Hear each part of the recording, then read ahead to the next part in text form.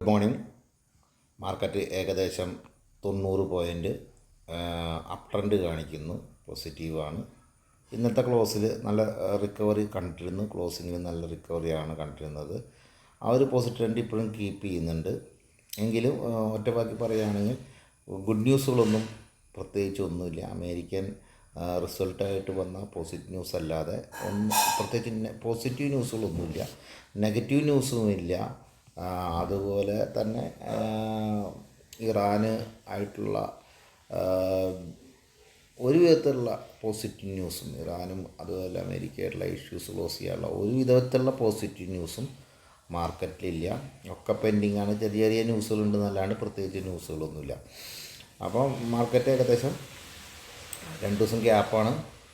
ഇന്ന് ഫ്രൈഡേ ആണെങ്കിൽ സ്വല്പം അപ്പ് ട്രെൻഡ് വയ്ക്കാം, വീണ്ടും ഡൗൺ ട്രെൻഡ് പോകാം, അപ്പ് ട്രെൻഡ് പോകാം. പക്ഷേ എന്തായാലും ഒരു കാര്യം ശ്രദ്ധിയാണ്, ക്ലോസിങ് ഒരു പോസിറ്റീവ് ആവാനുള്ള സാധ്യത കുറവായിരിക്കും. ഒന്നിന് മൈനസിൽ പോകുമെന്ന് ഉറപ്പില്ല. പക്ഷേ ഇതിങ്ങനെ ഓരോ ഏരിയയിൽ നിന്ന് ട്രേഡ് ചെയ്തിട്ട് ക്ലോസിങ് ലോസിൽ പോകാനുള്ള അല്ലെങ്കിൽ കുറച്ച് താഴെ വരാനുള്ള സാധ്യത വിചാരിക്കുന്നു. കാരണം ഈ സാറ്റർഡേ റിസ്ക് എടുക്കാൻ, സാറ്റർഡേയും സൺഡേയും റിസ്ക് എടുക്കാൻ നിൽക്കില്ല മാർക്കറ്റിൽ. ഒരു പോസിറ്റീവ് അല്ലെങ്കിൽ കാരണം യുദ്ധം ഇപ്പം ഇല്ല, അപ്പോൾ യുദ്ധമില്ല. ഇനി യുദ്ധം ഉണ്ട്, അങ്ങനെ ഒരു ഓപ്ഷനേ ഉള്ളൂ.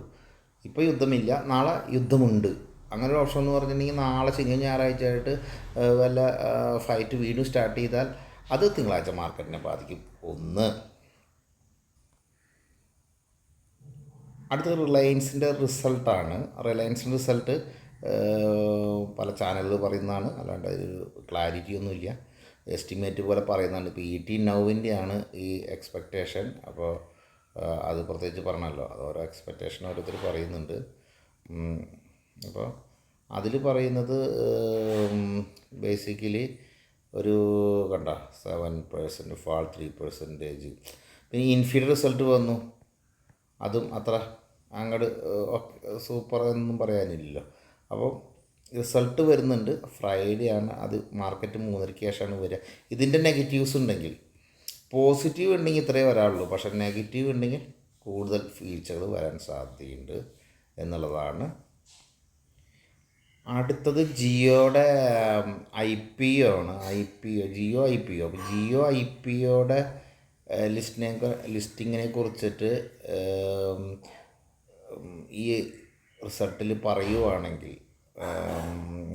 പറയുന്നുണ്ടെങ്കിൽ സ്വാഭാവികമായിട്ട് RILൻ്റെ റിസൾട്ട് നല്ല ആക്യുറസിയുള്ള റിസൾട്ടാണെങ്കിൽ അത് താഴത്തേക്ക് വരാനുള്ള സാധ്യത കൂടുതലാണ്. അപ്പോൾ ഇച്ചിരി റിസ്ക് നിൽക്കുന്ന ഏരിയയാണ്, റിസ്ക് നിൽക്കുന്നതാണ് റിസൾട്ട്.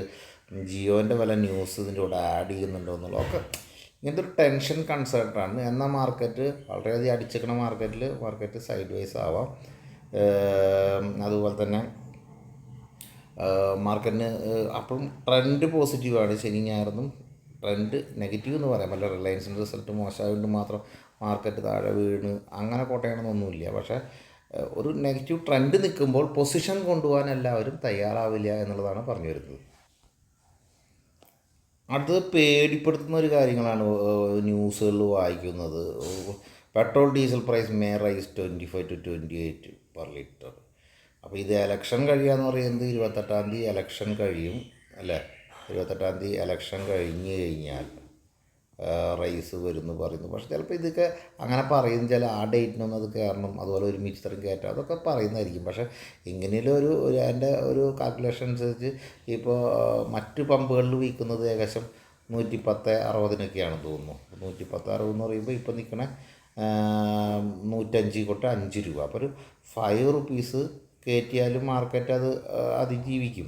പക്ഷേ എങ്കിൽ ആ ന്യൂസ് വരുമ്പോഴുള്ള ഒരു റിഫ്ലക്ഷൻ അതും താഴ്ത്തിക്കണം. പക്ഷേ അതിന് ഡേറ്റ് ആയിട്ടില്ല. ഓക്കെ, ആ ഡേറ്റിലേക്ക് എത്തിയിട്ടില്ല. ഇത് 24-ാം തീയതി അല്ലേ ആയിട്ടുള്ളൂ. അപ്പോൾ അതിലൊരു കൺസെപ്റ്റ് ഇല്ല. അപ്പോൾ എന്തായാലും ഇതൊന്നും ശ്രദ്ധിക്കേണ്ട. അപ്പോൾ ഇവിടെയൊക്കെ നെഗറ്റീവ്സ് സ്റ്റാർട്ട് ചെയ്യണത് ഇപ്പോൾ 30-ാം തീയതി 28-ാം തീയതി 30-ാം തീയതി ഉള്ളതുകൊണ്ട് തന്നെ നമ്മളെ സംബന്ധിച്ച് ഇനി കുറച്ച് ഒരു 4 ദിവസം കൂടി അപ്പ് ട്രെൻഡ് ഉണ്ട്. 24, 4, 28, 29. അപ്പോൾ 4 ദിവസത്തെ അപ്പ് ട്രെൻഡ് എന്ന് പറഞ്ഞിട്ടുണ്ടെങ്കിൽ ഇന്ന് ലാസ്റ്റ് ഡേ ആണ്. അപ്പോൾ 26, 27 ഇപ്പോൾ തിങ്കളാഴ്ച.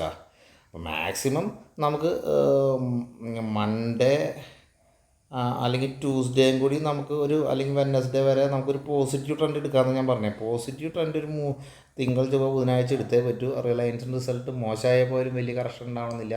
അപ്പോൾ നമുക്ക് പഠിക്കാം. എന്തായാലും അത് കൺഫ്യൂസ്ഡ് ആയിട്ടുള്ള മാർക്കറ്റാണ്, അത് പറഞ്ഞു വരുന്നത്. എന്നാൽ ശനിയാഴ്ച നമുക്ക് എന്താണ് സംഭവിക്കുന്നത്, അമേരിക്കയുടെ ഫയർ ഉണ്ടാവും നമുക്ക് അറിയില്ല. അപ്പോൾ ഇതൊക്കെ അങ്ങനെ വരുന്നുണ്ട്, ബാക്കിൽ നിന്ന് അറിയിച്ചു എന്ന് മാത്രം. അത് ബ്രണ്ട് ക്രൂഡാണ്, പ്രത്യേകിച്ച് പറയുന്നില്ല. കോടിയനെ നിൽക്കുന്നത് ഇറാൻ ഒരു നിലയ്ക്കും ഒരു കോംപ്രമൈസ് പാറ്റേൺ വരുന്നില്ല. ഓക്കെ, അതിൻ്റെ ഒപ്പം തന്നെ ചെങ്കടലിൽ ഒരു ബ്ലോക്ക് ഇടുന്നു, വിഷയം ഉണ്ടാക്കുന്നൊക്കെ പറഞ്ഞ് അവർ വന്നിട്ടുണ്ട്. ന്യൂസുകളൊന്നും ക്ലാരിറ്റി ഇല്ലാത്ത ന്യൂസുകൾ വരുന്നതുകൊണ്ട് അറിയില്ല. പക്ഷേ എന്തായാലും ഇതും അപ് ട്രെൻഡിലേക്ക് പോവുകയാണ് എന്നുള്ളത് മനസ്സിലാക്കുക.